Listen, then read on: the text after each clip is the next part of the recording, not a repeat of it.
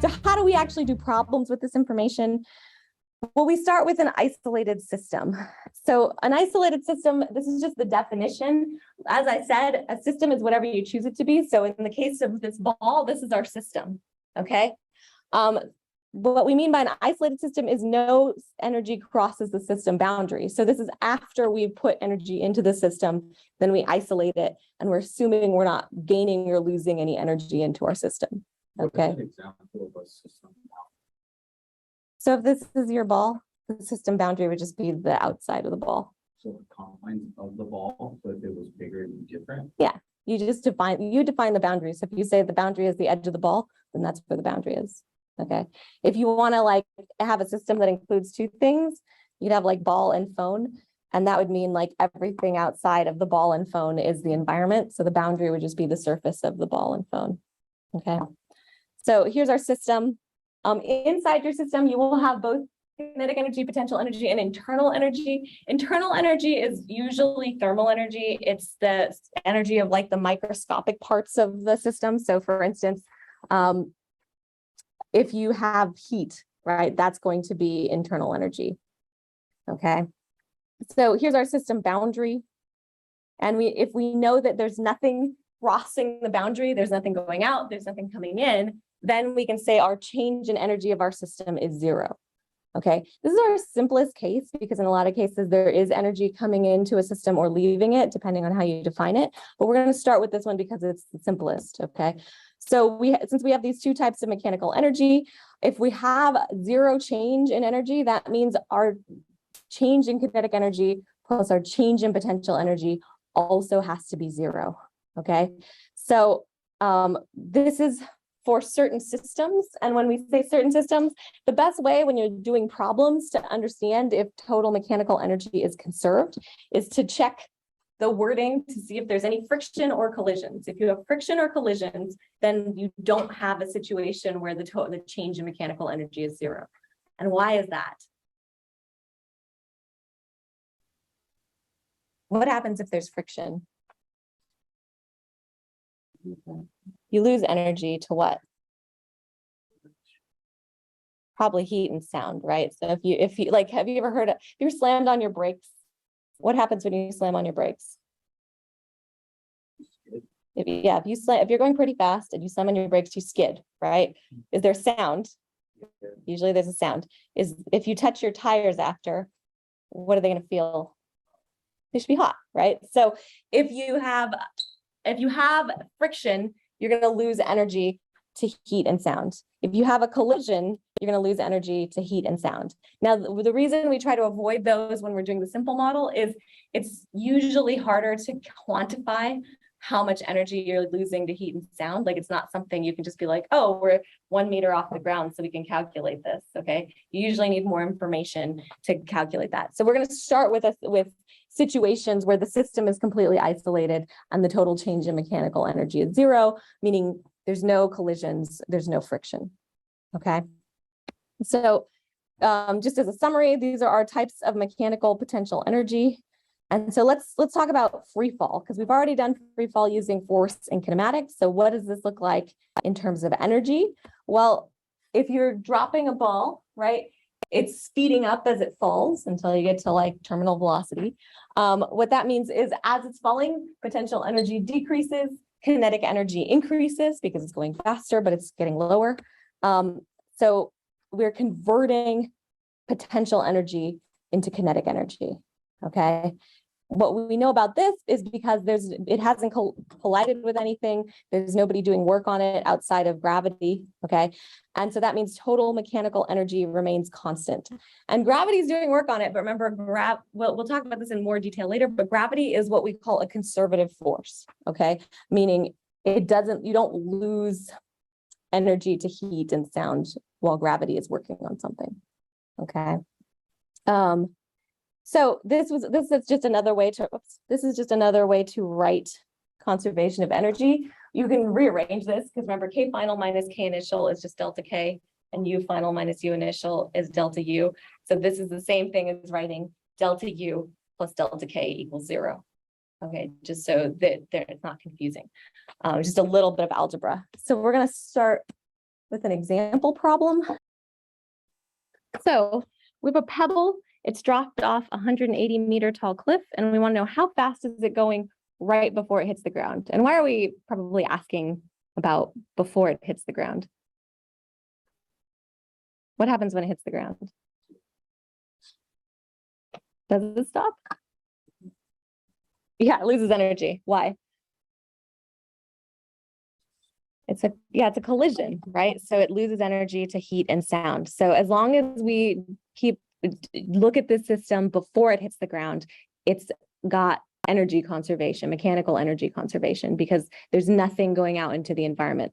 Once it hits the ground, there's energy loss to heat and sound. So so for instance, if your total energy of this thing that's dropped, right, is let's say 2 joules, if you add up potential and kinetic all the way down to here, it should still add up to 2 joules. Once it hits the ground, the total energy of your system is going to be less than 2 joules because it's lost energy to the environment, okay, which is just anything outside the ball, but pretty much the table and the air around the ball, okay? All right. There is heat Yeah, on impact. yeah. Is there ever not heat or not sound? Like something can collide and not make a sound? Yeah, so you can have, so when we talk about collisions, there's different types of collisions. There's elastic and inelastic collisions. A perfectly inelastic collision is like what we did in lab, where things stick together and then move with the same motion. A perfectly elastic collision would be a collision that doesn't lose any energy to heat and sound, okay? In order for you to have a perfectly elastic collision, things can't touch, which sounds a little bit counterintuitive for a collision. But think about if you have 2 magnets that are repelling, you could potentially, pun intended, shoot them towards each other. And if you get it right, they won't touch, right? They'll bounce off each other, but there's no actual contact. So that would be a case of a perfectly elastic collision, because since they don't impact each other, there's no deformation. Because the reason you lose heat is I think I have one in a later slide when we talk about collisions, but if you just Google high-speed camera images of like golf balls being hit, golf balls, tennis balls, baseballs, when they impact something, you don't really see it because it happens really quickly, but they can get, like, if you hit this thing with a driver, it'll compress all the way to like a pancake if you hit it hard enough.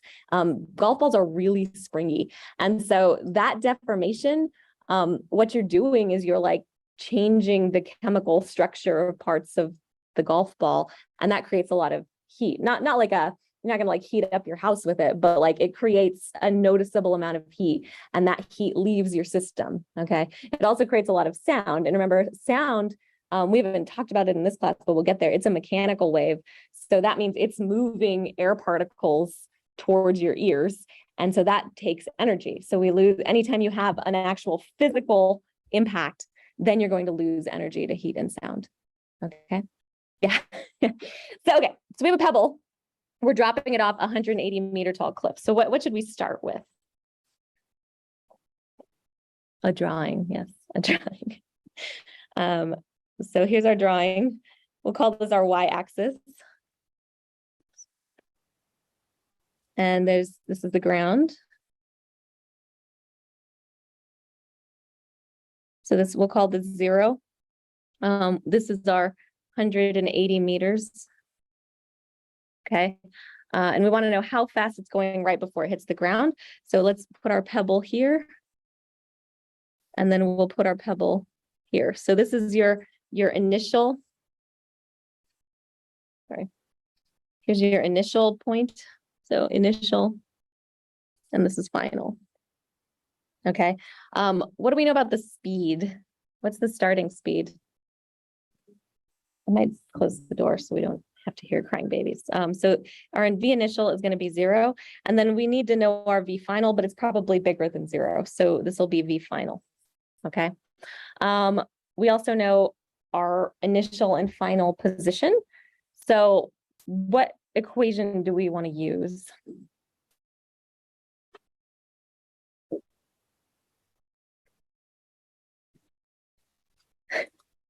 So remember, our total, is there any external force here outside of our system? No, not really, right? So gravity is operating directly on the pebble, so we're doing good. So we want to say that kinetic energy initial plus potential energy initial is equal to kinetic energy final plus potential energy final, okay? This is the same thing as saying change in kinetic energy plus change in potential energy is equal to 0, okay? So we'll start with kinetic energy initial. So do we have any initial kinetic energy? No, why not? Yeah, it's not moving, okay? If something's not moving, no kinetic energy. So we'll call this 0. What's our initial potential energy? Let's call this, we'll call this Y initial and Y final.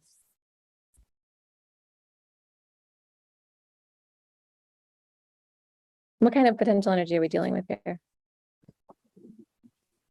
Yeah, mgy initial, that's our gravitational potential energy at the start, okay? What about our kinetic energy final?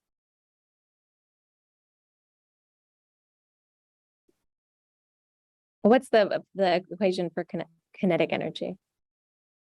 1/2. 1/2, yeah, 1/2 mv squared. So 1/2 mv final squared. This would be 1/2 mv initial squared, but remember we know that's 0, so we just sort of skipped through that part. But just for reference, if we wanted to write it with variables and we didn't want to know that that was 0, we could write it that way. Okay, we're just making this problem's easy because it has a lot of zeros in it because of the positions that we chose. And then what about the final potential energy? Mgy final, but what's y final? 0. So this is 0. Okay.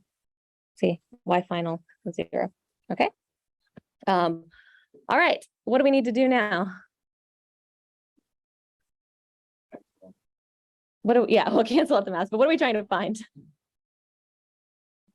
V final, right? So because we want to know how fast it's going right before it hits the ground.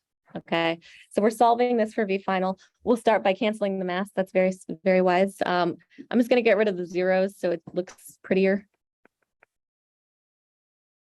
So we don't need the m's. There's m's on both sides. We solve for V final. That's going to be 2g y initial square root. Okay, then we plug in our numbers. That's 2 times 9.8 meters per second squared times y initial, which is 180 meters. And that's going to equal 59.4 meters per second. So that's our V final.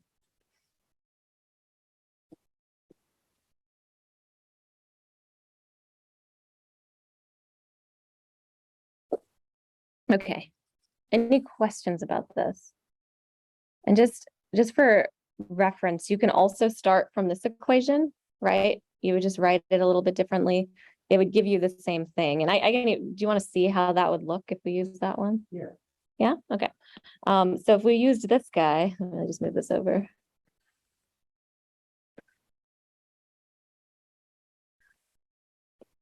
So we have space. So if we wanted to start with this guy, we'd write this as essentially change in kinetic energy is what here? So we have final minus initial. Our final kinetic energy is 0, right? And our initial is 1/2. Oh, sorry, final minus initial. Our final kinetic energy is the one we want. So 1/2 mv final squared minus 0. That's our change in kinetic energy. Our change in potential energy would be final, which is 0 minus mg, let's say y initial. And this is equal to 0. If you rearrange these things, you'll see that they look exactly the same as this. You just have to be careful with your signs, okay? So this will end up looking like this. So you can start from either point as long as you know what your final and initial things are and you don't mix up your signs, you should get the same answer, okay? There's not really a wrong or right way to do it. And I think I switch back and forth as we go through the examples just to give you a variety, but it doesn't actually matter. Those are the same equation. They're just algebraically shuffled. Okay. All right. Let's see. What do we have after? Oh, let's try a problem. I'm going to have you guys take a couple minutes and set this problem up. And then we'll go over it in about 2 to 3 minutes. So I'll walk around and make sure you have a good start.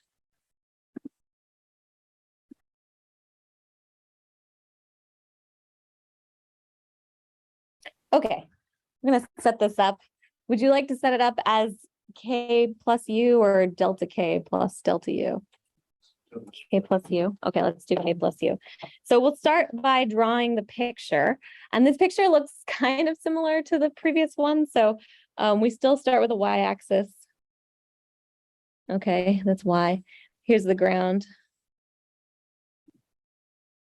And this is 0. But in this case, the pebble, my pebble, starts with an initial speed and then ends with what speed? 0. Okay.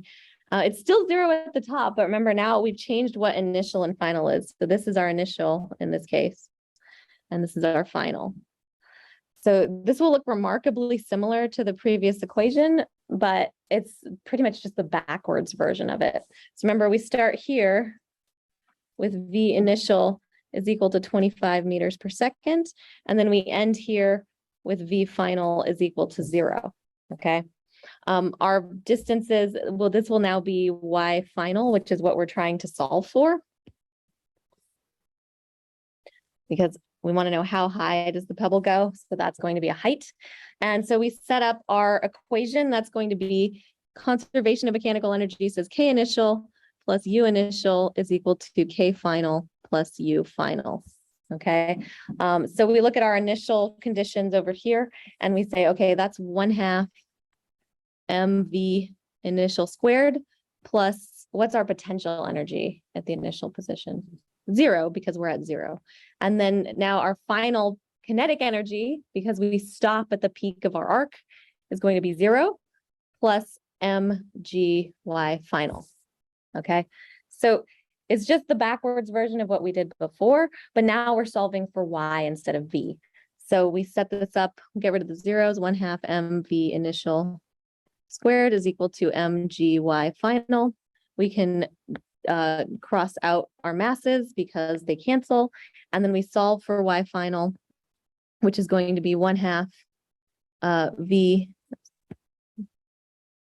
initial squared over g. So we plug in our numbers. That's 1/2 25 meters per second. Don't forget to square, divided by 9.8 meters per second squared.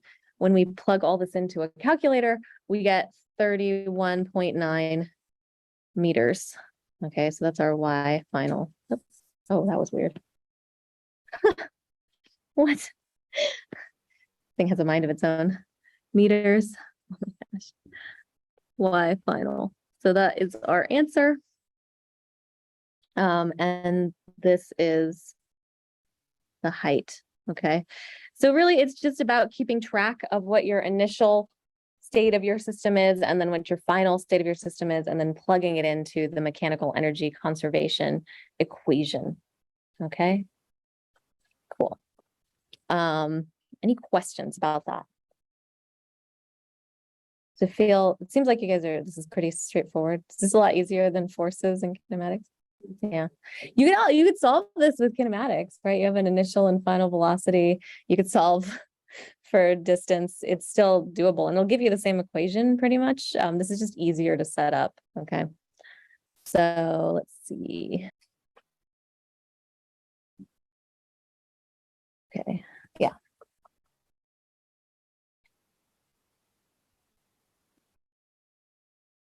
Okay, C's and D's mostly. Please discuss. Also, don't forget there's an E down here. I lost one person. Okay, shift it over. It's still C and D, but also we have some E's now. Is there E? Oh yeah, there's an E. Oh. Yeah, E is actually the answer. They all end up with the same speed. However, that's a little, I know there's some intuition that's a little bit off here. Which slide would you want to ride?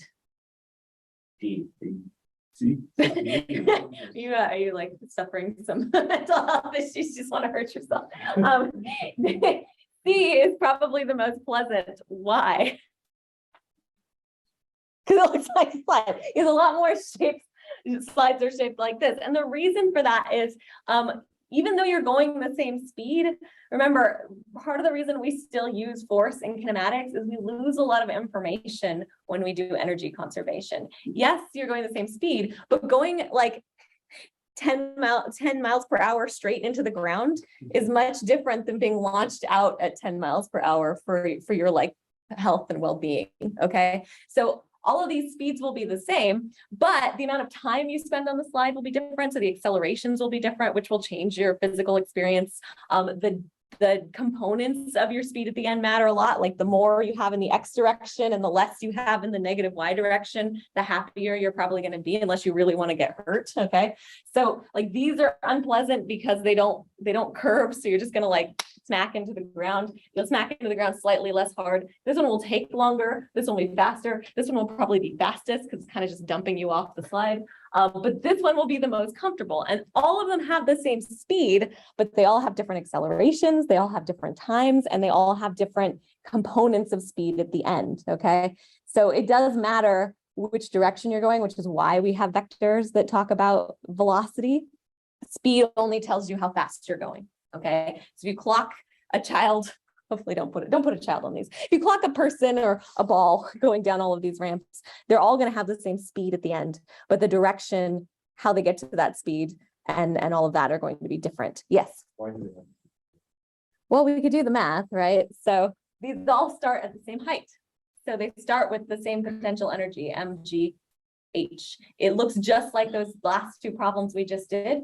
So you just have mgh on one side, 1/2 mv squared on the other side. You solve for velocity. And remember, mass doesn't matter because mass always cancels. So the mass cancels, all that matters is gravity and your height that you start with. Yeah. Okay. Here's another question. And that problem is also just a good example of why your physical experience doesn't always match up with what we talk about in physics, because you have to be careful how you use words in the vocabulary, because you know that one of those slides is going to be less fun, but that doesn't mean speed. Okay. Also, if you're like a roller coaster designer, the physical experience, you're going to need a lot more variables like acceleration, time, g-forces, those sorts of things.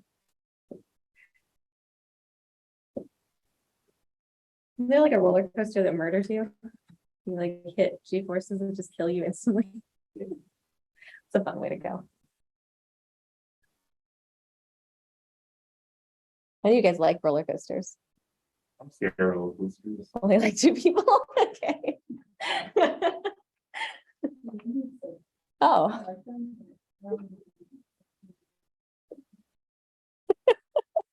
Fair. Okay.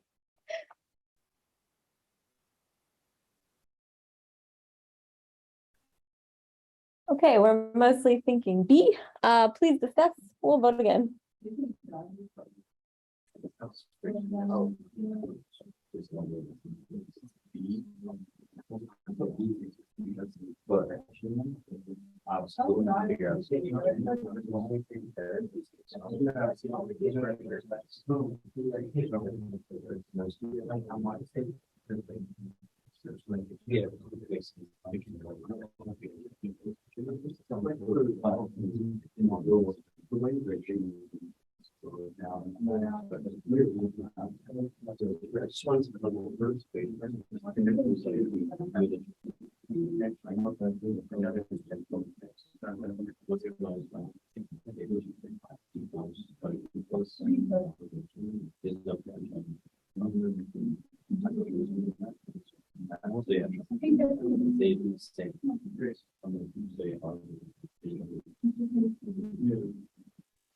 Okay. If you haven't voted again, please do, just so we can see if we've changed our minds. We've lost some people. Just not emotionally present. Okay.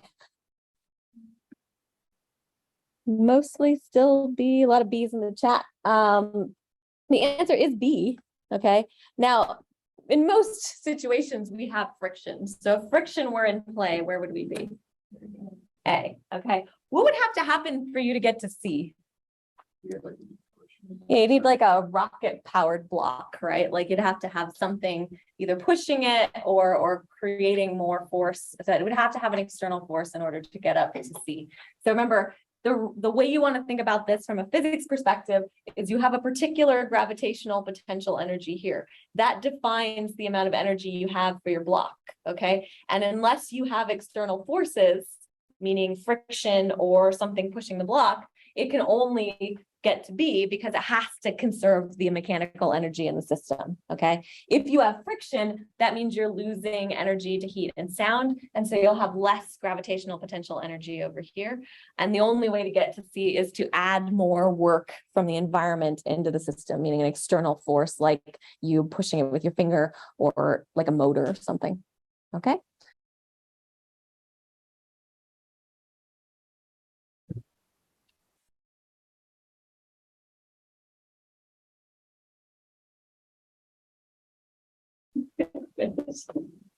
They're rolling coaster that thing.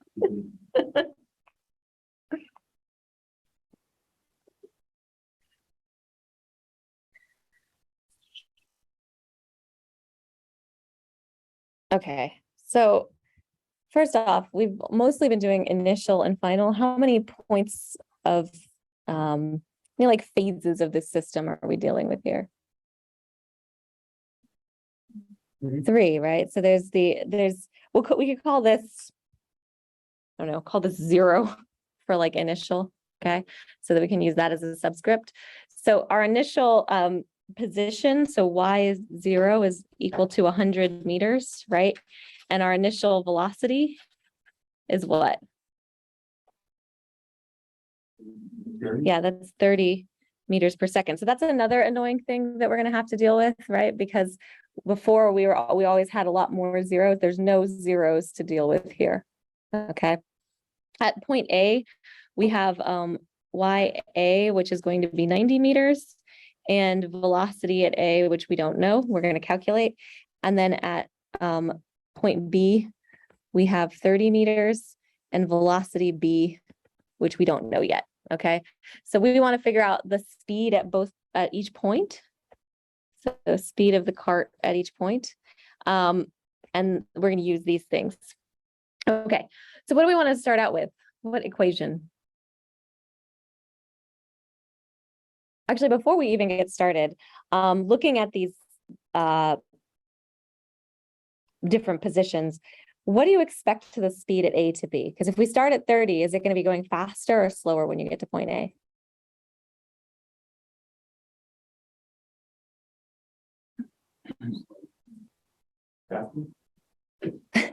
So it's either going faster or slower. It's not going the same speed. So you start out with 100 meters in your potential energy, and now you're down to 90. What happens to that height difference? Becomes kinetic energy. So if we start with 30 meters per second, that goes into the kinetic energy, and then we add this extra chunk of 10 meters of potential energy. That's not a great way to say it, but you get the idea. That's going to be added to the speed. So at point A, we should be going faster. What about at point B? Still faster. Same concept, just going further. Okay, we've gone from 100 to 30. All of that gets converted to kinetic energy, because remember, every time at each point, if we add up potential energy and kinetic energy, it has to give you the same number. Okay, so we'll start by just we're not going to calculate the actual energy, because what do we not have in this problem? Mass. But what do we know about how these problems work? Mass is probably going to cancel. So we'll start out by saying, oh geez, K initial plus U initial is equal to K final, which in this case will be KA plus potential energy A. Okay, so that's going to be, oh my gosh, it's going to be 1/2 mv0 squared plus mg y0 is equal to kinetic energy A, which is 1/2 mva squared plus mg y a. Okay, and we can go through and get rid of all the m's, which is convenient. So we're going to solve this for velocity A. So velocity A, that's going to be equal to 1/2 V initial squared, and that's G, so plus G Y initial minus YA. And we multiply all of this through by 2. So I'm gonna get rid of this, put the 2 here. We're just doing some algebra, and then this is the square root. Okay. Just some fast algebra. Let me make this a little smaller so it fits. Oh my gosh, I'm having trouble here. Okay. So if we plug in our values, that's going to be 30 meters per second squared plus 2 times 9.8 meters per second squared, and then 100 meters minus 90 meters. Okay, plug all that in. We're going to get some, so you can see it's 30 meters per second squared square root plus some other stuff, which should be positive. So that's going to give us 33.1 meters per second. And that should make pretty good sense just because you're not going that far down. So you started at 30 meters per second. Now you're going 33 meters per second. You haven't gained a lot of speed, but you also haven't dropped a large amount of height. And the other thing I want you to notice is everything that happens between here and here doesn't actually matter. As long as you don't lose any energy, you could go up and down and up and down and it'll be fine. Okay, you're always going to get the same answer. It only depends on the height. Now, if you did have friction or anything else like that, then the distance you traveled and the path you took matters. But as long as we don't have any dissipative forces like friction, it doesn't matter. Okay, so that's our first speed. And then what do we do to get our next thing?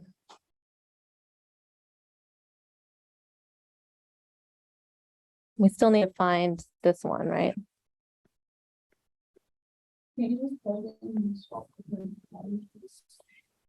Yeah, you can swap out, you can do this exact same equation, but instead of 90, you can use 30, right? So it should look exactly the same. You can also do the same equation over where you're going between point A and B and figure out the total energy at A and then plug in to find the stuff at B. There's lots of different ways. You can pick any 2 points in the system where you have all the information you need and set them equal to each other, okay? But because we are lazy, we're gonna do the easiest way. And that's usually the right choice, is being as lazy as possible. So in this case, we know that VB, right, is going to be equal to V naught squared plus 2G Y naught minus YB. That's the only thing that's going to really change about that. So we can plug in our numbers. I'm going to be extra lazy and just copy this over. Okay, there it is. And then all we have to do is change out this value. We'll call this 30 meters. So instead of 10, we get 70. This should give us something bigger. That gives us 47.7 meters per second. So velocity at point B is the biggest of all. It's 47.7 meters per second.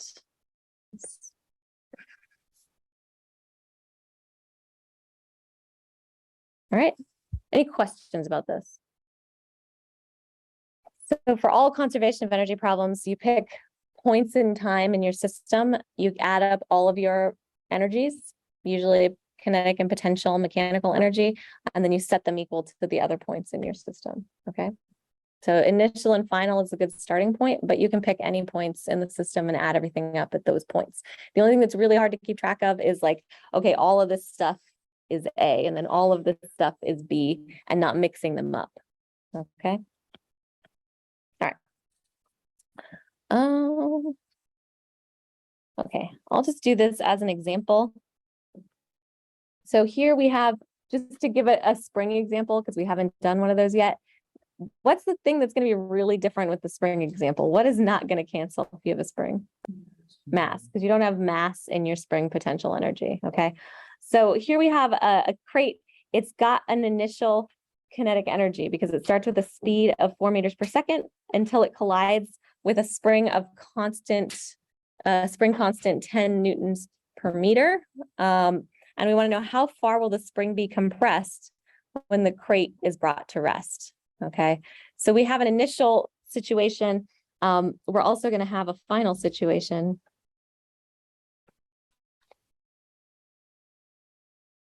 Where the spring, I don't think that's going to help. So just at the later time, your spring is going to be super compressed and your mass is going to be there. Okay, so we're looking for the distance from here to here. That's a terrible drawing. There we go. So from here to here, that's going to be, so this would be our delta X. Okay. Okay. So just like before, we just want kinetic energy initial plus potential energy initial is equal to kinetic energy final plus potential energy final. So what's our initial kinetic energy? So we'll call this V.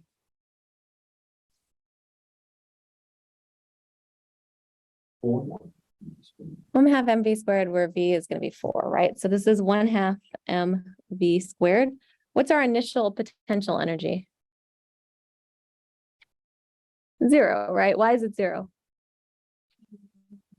Yeah, the spring's just sitting there, right? It's not compressed, it's not stretched. So its displacement from its equilibrium position is 0, which means that the potential energy is 0, okay?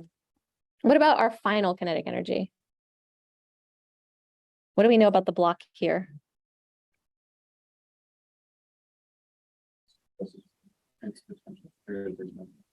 Right, because it says brought to rest. Okay, what does brought to rest mean in terms of speed? 0. So we know at our final point, when the spring's totally compressed, it's 0. Because, for instance, if the block is still moving this way, then it's going to compress the spring more. If the block is moving that way, the spring is already uncompressing. So the only time when you're going to have maximum compression is when your speed is 0. Okay, so that means our initial kinetic energy is 0, but our final kinetic energy is 0, and our final potential energy is going to be 1/2 K delta X squared, where this is our delta X. That's what we're looking for. So we want to know how far will the spring be compressed. That's the value we're looking for. Okay, so now we just plug stuff in.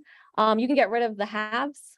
So you end up with mv squared is equal to K delta X squared. We solve for delta X. So that's going to say delta X is equal to M over K V. And then this is square rooted, because if you take the square root of V, that gives you, square root of V squared should give you V again. And so we just plug these in. We know the mass is 5 kilograms. We know that K is 10 newtons per meter. And we know that V is 4 meters per second. Now the units on this are really fun. Do we want to go through the units? We'll walk through that in a second. But if you plug all that in, you get 2.83 meters, which means this is a very big spring. Like a spring that's bigger than a person. So that's fun. I don't know how realistic this problem is, but that's the answer we're getting for it. And it's correct in this case. So the other thing we want to look at is the units. And so you have kilograms, right? And we're looking at this kilograms, and then newtons are kilograms meters per second squared. Newtons over meters means that this meter goes away because there's a meter down here. You got kilograms going away. So you end up with seconds in the numerator, right? So this whole thing gives you seconds because it's square rooted. And then you end up with meters per second times seconds, and you get meters. Okay, just in case you're curious about how the unit. It's messy, but it works. Okay. Any questions about this? So once again, just figuring out what your kinetic energies and potential energies are at each point and then equating them. Okay, because we know, for instance, if you add up this side, we haven't been adding up the joules, but if you added this up and you got 4 joules on one side, you should get 4 joules on the other side. That's just what conservation of energy means. Okay.